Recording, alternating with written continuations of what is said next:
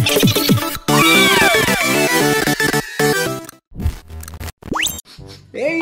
it's me again. You know, it's me. Kulotski TV nga pala. We're back. I'm back. Gonna back, get back. So today is magpapakabalik tayo sa pagiging batang 90s ulit no. Dahil alam nyo ba, dito sa amin may kumakalat na epidemya pare. Hindi yung COVID may bumabalik na dating mga nakagis na mga bata no. Nauuso na naman po dito sa amin yung mga saranggola pare. Sa inyo ba nauuso saranggola ngayon? Dito sa amin nauuso yung saranggola. Hindi yung basta-basta saranggola guys ha. Ang tawag doon dito sa amin, guryon pare. Ay yung malalaki ba, yung malalaki na malalaki na saranggola. Mga ganito kalalaki. Yan, mga ganito kalalaki no. Magpapakabalik tayo sa mga batang 90s no. Alam niyo nakakatawa dito sa amin, bumabalik pa yung mga ganitong laro no. Yun ang maganda. Kaya for today's video, hindi ako sanay gumawa ng saranggola ever since kahit nung bata pa ako. So, gusto ko makipagsabayan, gusto ko maglaro ng saranggola Kaso nga lang, paano? Hindi ako marunong gumawa nga Okay, sige, bibili ko. Tara, samahan niyo ako, luluwas muna ako, tapos bibili ko. Kinagandahan yan,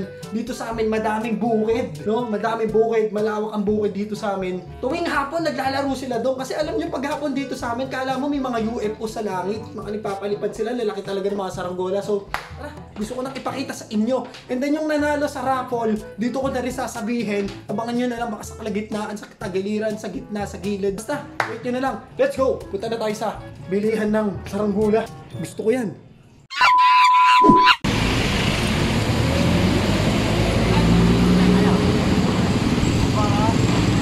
Sabi nung rider kanina doon sa matanda, bakit umulan tayo? Tingin mo alam ng matanda yun? Bakit umulan? Weather forecaster ba yung tatay? Balikan ko yun. Dito tingin tayo, baka may saranggola. Ay gago, 100 lang Ay ganda na ito, 200 lang Ay may saranggola kayo? Ako meron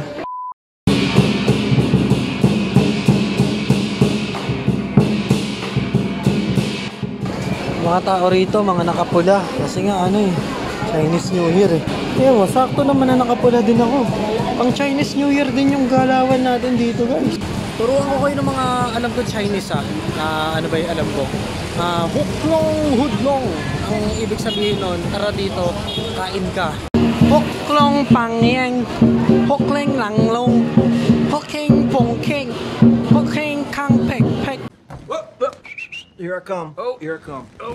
Op, kala nyo kung ano. Ito na yung nanalo. Yung nasa taas siya yung nanalo ng grand prize natin. Alam mo na yan. And then yung apat sa baba, sila yung mga masisipag mag-comment palagi. Kaya nagpa-consolation prize ako. Tagwa 100 Gcash. PM nyo na lang ako sa Facebook page natin. Ihintayin ko kayo ron. Let's go. Maraming salamat sa inyo. Sa susunod, paparapol ulit tayo. Basta masipag lang kayo mag-comment and mag-like. Yeah. Let's go. Hukleng pangleng songmeng mangteng sampong heng sampong lengteng. Tao lang pala nasa loob niya. Nakala ko totoo. Bossing, saan yung mga saranggola? Ayun. Okay. Saring kumano. Pishda. Ayun, 96. May tali na pong kasama yung saranggola doon. Apo, may PC na. Mahaba kaya PC niya? Tingin ko naman po. Hindi siya madaling mapikon. Kalakad, di mo na-gets Yan, magkano po yan? Yan yung... Koi ba to? Yung black po ba? Yan. Malaki yun. Ito na lang ako Ayun yung... Ayun. Dragon ata. Dragon, sige. Dragon. Yan. Yan na lang. 96 pesos po. Ilan sir? Isa lang. Ilang? 50 pesos lang to. May malaki pa niya, may mahaba pa niya. Magkano?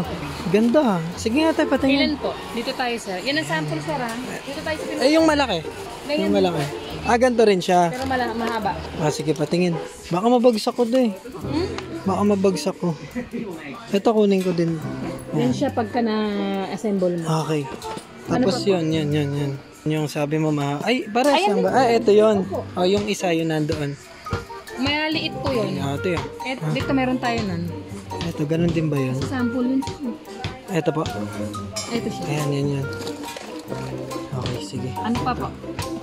Pero hindi ko kukuha nito sir. Ganito. Ayaw? Yan, okay na sa akin. Nagawa na itong mga doon. Ay, ito maganda. Ay, ito parang totoo. Ay. Ala ko, laruan din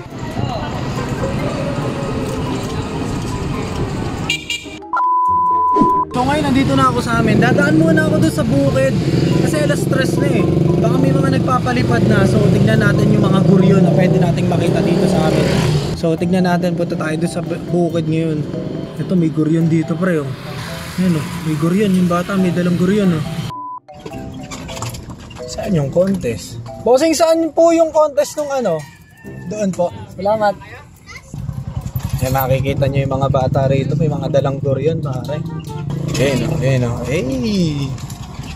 Ganda ng guryon nila o. Ay, dala kayo. Parang di ako makaangat.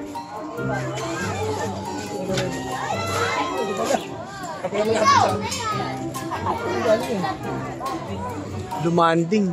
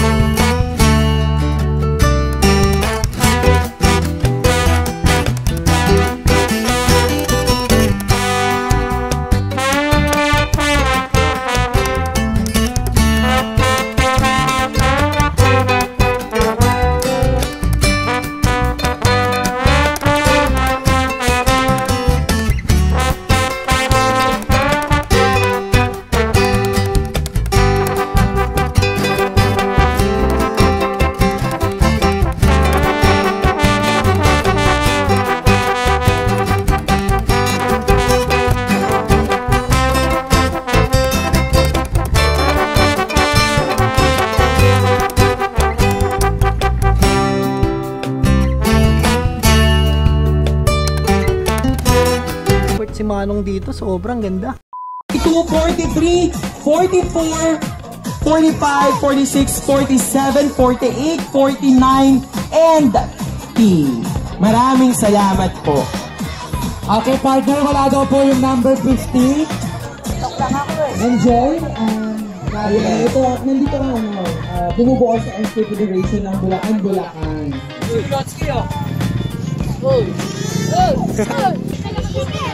Wala ako sticker eh.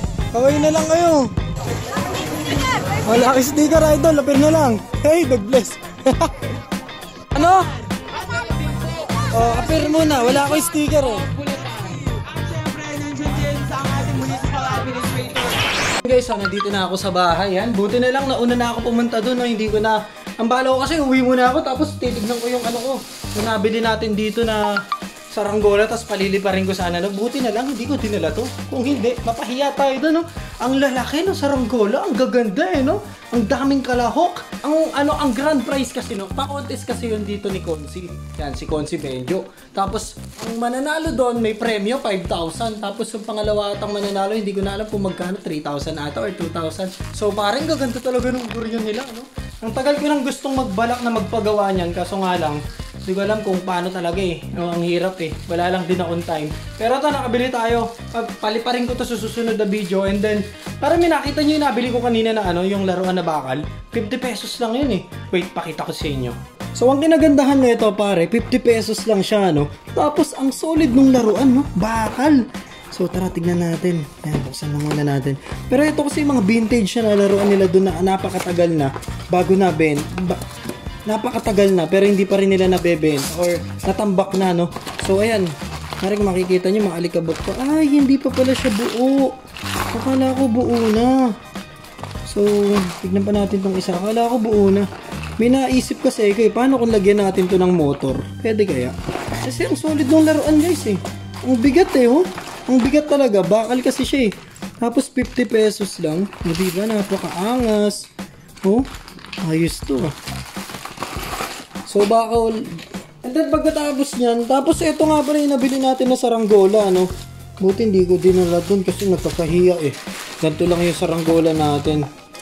Ay, pero lilipad yan, oh. Tignan nyo naman. Oh, baka dragon yan. Ay, dragon yan, boy. Oh, dragon. Lilipad naman to, no?